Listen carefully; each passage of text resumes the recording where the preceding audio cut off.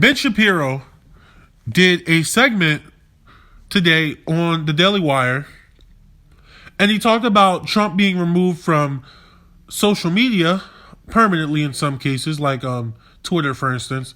And he also talked about Amazon deplatforming the right-wing social media network Parler, and what he thinks the implications are for the United States going forward. Now let's talk about it. Let's see what he has to say. Some of it's really good, some of it's not so great or I don't agree with, and let's talk about it. Let's give it an analysis.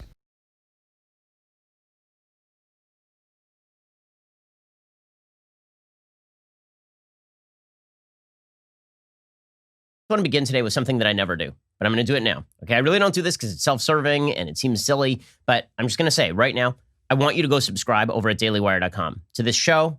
It's what we do at Daily Wire. The reason I'm saying this is because we are quickly reaching crisis point in terms of the attempt to bar conservatives from virtually every platform. That is what we are watching in real time happen. On the back of the awful and evil incident at the Capitol last week, the entire tech infrastructure is now mobilizing in order to take conservative outlets off the air, in order to ensure that conservative websites no longer appear. Here's the thing. They may not be doing it right this second, but they have now set the predicate that they can do it whenever they want.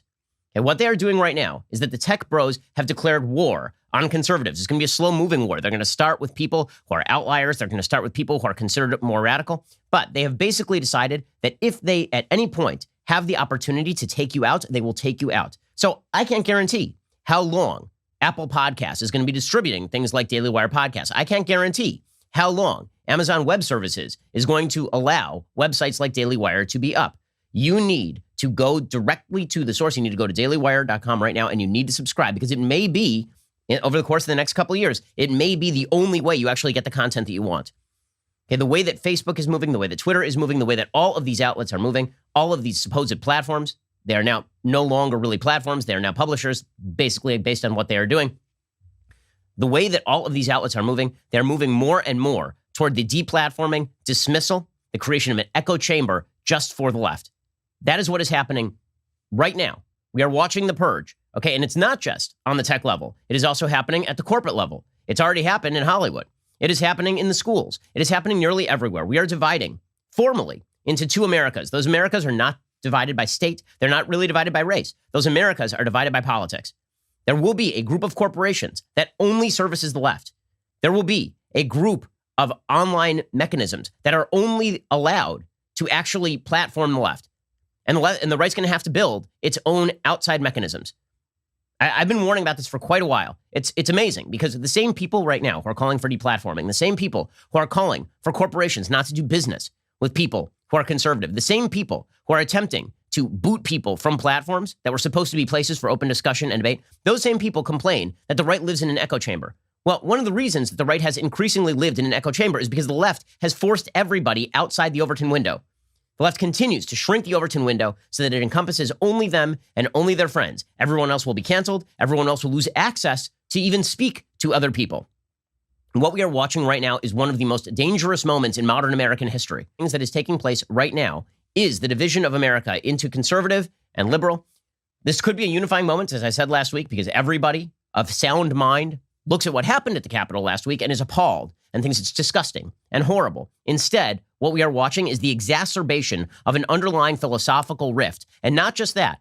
What we are watching is the formalization of that rift so that now you are just not going to be able to associate with anybody on the opposite side of the aisle because the people on the other side of the aisle will not want to associate with you in any way, shape, or form. Axios is basically admitting that this morning. So Axios has a short piece by Mike Ellen and Jim Vandehey, and here's what they write. Republicans are losing power where power matters most at the national level, in politics, media, technology, and the workplace. Okay, this is right. Now, I did cut his clip up there, and I do want to apologize because I could not find the entire clip. So what happened, I made the video yesterday thinking I had the entire clip, and I didn't have it, so I did chop his clip up. But in between, he talked about, after he said it was the most dangerous event in, modern American history, he did say, not that the Capitol wasn't dangerous. The Capitol was horrific and dangerous, and everyone knows it. But the censoring of basically the right in media is the most dangerous thing in modern history, pretty much. And I have to disagree with him. I think the Capitol thing is more dangerous because that's more tangible and physical, and we could see that happening in front of us, and that literally affected people's lives. 5 people died. No one's going to die because they're not on social media. However, I do agree with him to an extent that it's very concerning that people are being deplatformed and taken down because, hey, I don't agree with you. And this is a problem that does need to be addressed. Now, of course, Ben Shapiro is going to frame it as if it's only people on the right. But if you look, it's people on the left too. I know there was someone,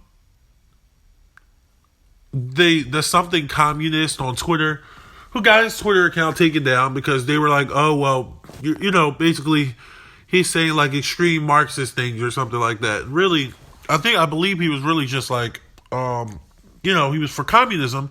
They took him down because, a lot of people look down on communism. They say, oh, hey, this is a bad thing or whatever, which to me, I don't really understand because it's just a philosophy. It's a philosophy that I don't completely agree with. But, I don't think you can just say like one person's philosophy is completely bad. You can say it's flawed or it doesn't work in the real world or this philosophy counters it, but whatever. So the point is, they took him down basically for just being a communist. They also took down Chapo Trap House from Reddit. So there have been a lot of instances of left-wing censorship as well. And what I think people like Ben don't realize is the censorship is not just happening on the right. The censorship is happening on the right and on the left to people who are not establishment media. Now, if you look at CNN, Fox News, MSNBC, they're not being censored. Why aren't they being censored? Well, they're not being censored because they're establishment, they run everything. And there's essentially this media oligarchy that has power over everyone else, right? So that is a problem, and that's something that we need to address. I don't know how to address that. Do we break CNN up into 5 CNNs? Like, oh God, I don't even want to think about having to watch 5 different CNNs. But no, that's not going to work.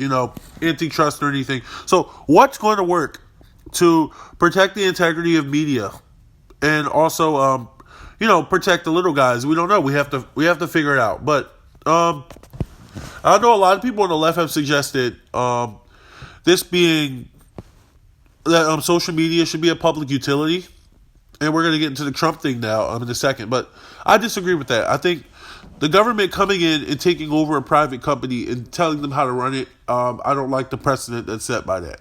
Okay, I don't like that.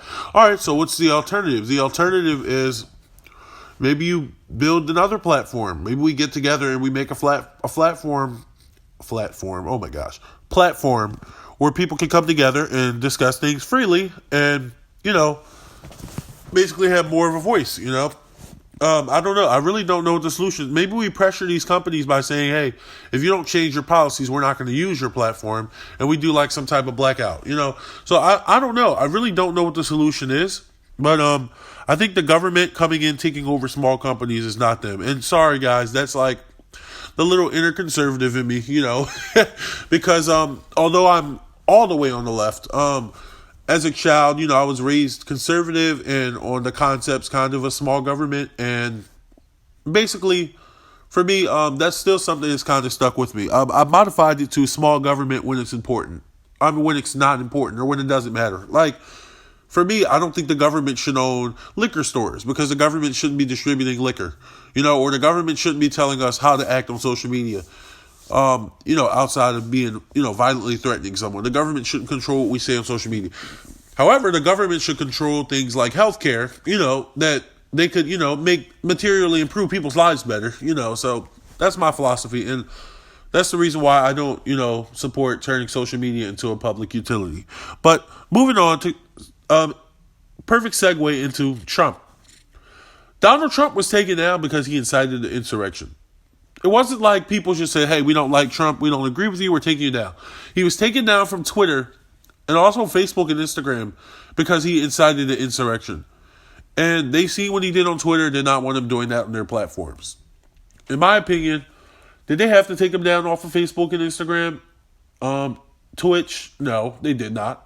However, I can understand why, because they're like, oh my God, if he can excite that on Twitter, what can he do on our platforms? Let's take him down so that we can stop this damage from continuing to be done. You know, hopefully no more people are radicalized, although I think it's too late for that. What I disagree with, so I actually think that taking him off of social media was totally warranted. So I guess me and Ben would disagree there. What I do agree with is taking him off of the other sites. Like, according to CNN, he got taken off of Shopify. I think Stripe stopped accepting credit card payments toward Trump. And it's like, it's just, all right, I'm like, okay, feels like it's a bridge too far. You know, it kind of reminds me of, like when Ben was talking about canceling. It kind of reminds me of canceling, where it's like, hey, you did a bad thing. You're a terrible person. You should never be able to do anything in life again. You should never be able to have a job because you said or did the wrong thing at this present time, so you should just go away forever. And, you know, I don't agree with that for the most part. I think some things are worth canceling. Like, for instance, if you chop babies' heads off, yeah, you should be canceled. Okay. But, like, if you just say something politically incorrect, or say something that's controversial, and now all of a sudden you can never ever do business again, I think it sets a bad precedent. I mean, you know, not for Trump, because number one, Trump, he just did a whole insurrection. Even though he left himself enough wiggle room language-wise to get out of it, we know what he was doing. But, you know, so not so much for Trump, but for other people. You know, people like you or me, where I'm like, if I say something like on social media like, hey, I really hate Trump. I hope he trips and falls on his face and breaks his nose. And they're like, oh my God, that was terrible. No one's going to say that, except for maybe MAGA. But like, oh my God, that's terrible. Why would you say such a thing? You know what? You should be fired from your job, and you should have everything ruined just because you made one mistake. I don't agree with that, you know? So I agree as far as this does set a bad precedent, and I agree that it'll probably affect not so much people on the right or the left, but people who are outside of establishment media and establishment business and operations over the next 5 to 10 years. And that is very concerning. So I think Ben has some great points there, but honestly, I don't know how to fix it. I really don't know how to fix it. I don't. And it's really difficult. And what he said is, you talk about the right living in an echo chamber. They're living in an echo chamber because when he said that, because they're being forced to, my initial instinct was to say, well, no, that's ridiculous. You're choosing to listen to things that, you know, create your own narrative or whatever. But as I look more and more, I'm like, he might have something there. Not just the right, but the left as well. We are there is this polarization, right, with social media, with them showing you what you want to see, number one, but also with them, you know, ideas that basically is not agreed with are taken away. And it does cause this backlash. And when you go on like left-wing social media versus right, it's completely different. And he's right about people don't want to associate with each other. People don't want to associate with people from the other side. You know? And for me, I have friends who are communists, basically. I have friends who are democratic socialists, like myself. I have friends who are moderate Republicans who voted for Biden. I have friends who are MAGA. You know, and the idea that we shouldn't associate each other because we have different political beliefs is ridiculous. But yet, the polarization and also the censorship that's taking place on a lot of these platforms is causing, you know, these problems. You know, there is this, like, you know, space in Twitter where we want to cancel everyone for things they did 20 years ago on the left. There is the right running to Parler, you know, so, which, by the way, got, you know, deplatformed by Amazon the other day. It's a whole nother video. But it's like, it's just, it's problematic, you know? It's problematic that there's so much polarization in the country to the point where we're effectively to a point where we don't really know what to do with this, man. We don't really know where to go. We're bringing things together because you cannot have open discussion anymore.